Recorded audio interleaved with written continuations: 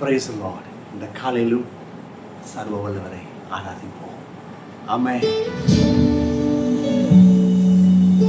எபனேசர் நம்மை நடத்துவார். இருதயத்தை உயர்த்தி ஓ ஷரமரி Thank you, Lord. ஆபத்து காலத்தில் அரணான கோட்டை நித்திய கண்மலையே.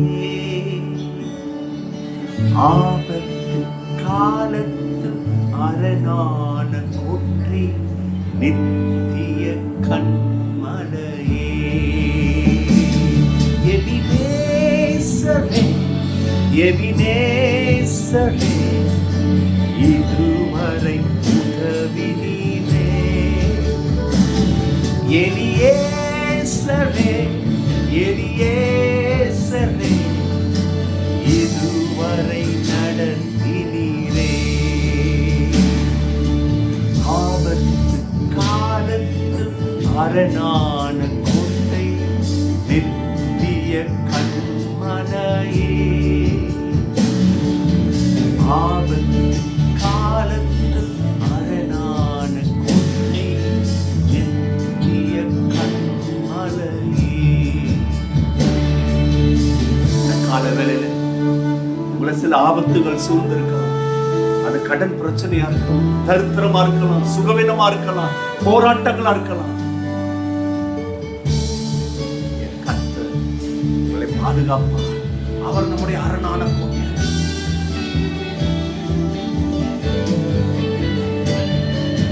ஜீவனின் ஊற்று நீரே, என் ஜீவிதம் மாற்றி நீரே.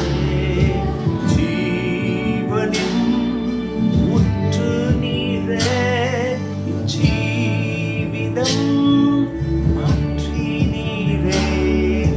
வாழ்வின் ஆதாரமே, ஒளி தரும் தீபம் நீரே. என் வாழ்வின் ஆதாரமே, ஒளி தரும் தீபம் நீரே. ஆபத்து காலத்தில் அரணான கோட்டை நித்திய கண்மலையே. ஆபத்து காலத்து அரணான கோட்டை நித்திய கண்மலையே. இருக்கிற இடத்துல கரங்களை உயர்த்தி எபனேசரே இதுவரை நடத்தினவரே நீர் எங்களை நடத்தும். நாங்கள் உண்மையே நம்பியிருக்கோம்.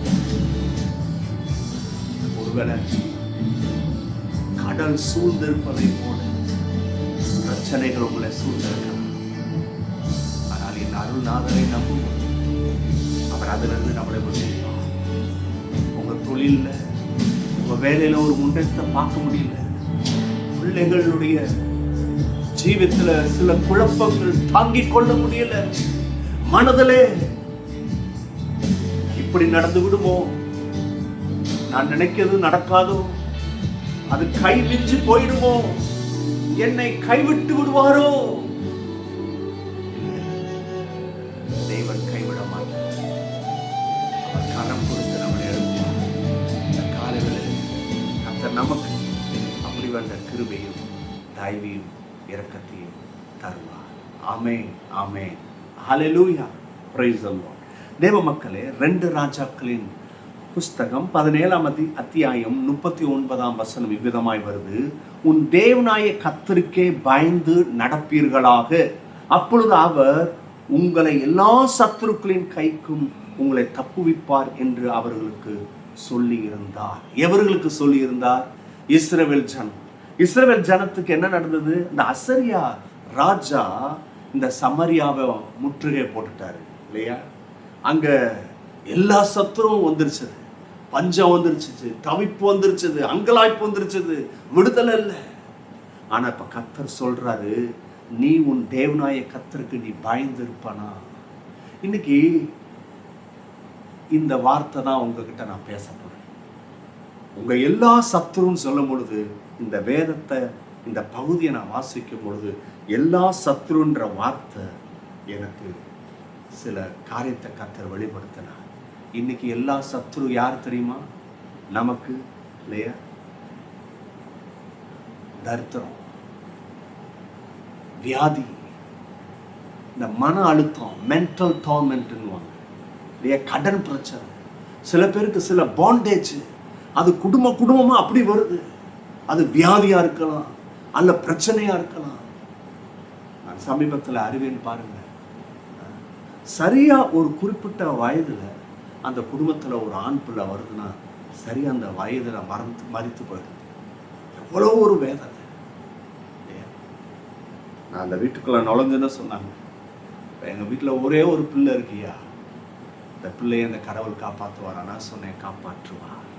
ஐயா நல்ல கவனிங்க, இன்னைக்கு உங்கள சில பிரச்சனைகள் சூழ்ந்திருக்கலாம். இது போல சத்துரு, தரித்திரம், சில மக்கள் நமக்கு நன்மையை தடுக்கிறாங்க. நம்முடைய வேலை ஸ்தலத்துல நமக்கு வர வேண்டிய ப்ரொமோஷன் கிடைக்கல, உங்களுக்கு வர வேண்டிய ஆர்டர் உங்க பிசினஸ்க்கு கிடைக்கல, உங்க தொழில் தொடங்குவதற்கு, உங்க பிள்ளைகளுக்கு ஒரு விஷயத்துல போராடிட்டு இருக்கிறீங்க. அந்த பிள்ளைகள் இன்னும் புரிஞ்சு கொள்ளலையே. இப்படி சத்துரு உங்களை அட்டாக் பண்ணிட்டு இருக்கிறானா, ஒரே ஒரு வார்த்தை. என்ன வார்த்தைனா, நீங்க கர்த்தருக்கு பயந்து நடங்க.